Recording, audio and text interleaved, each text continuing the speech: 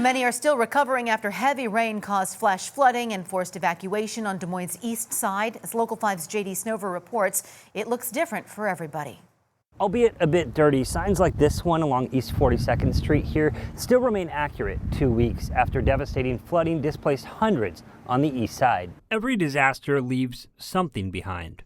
Sometimes it's a simple tree limb. Other times it's a question: where will people sleep tonight? It is case by case. For Emily Hawley and the American Red Cross, no two disasters look the same. Whether it is the size of this flood that we've been responding to, or if it is a single family house fire.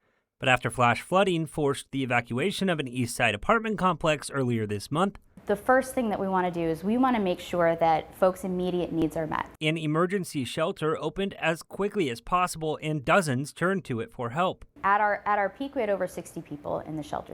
2 weeks after the fact, That population is going down significantly, and we expect it to continue to go down. but recovery isn't moving at the same speed for everyone. As of last night, we had just over 30 people in the shelter. Hawley says more than 100 volunteers have helped since the flooding.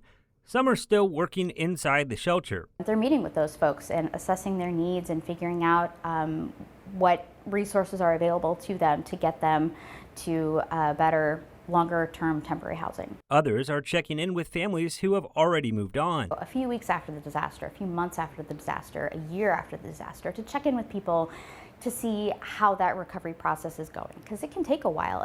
Because the water may be gone, but for many, the impacts will remain. In Des Moines, I'm J.D. Snover, Local 5 News.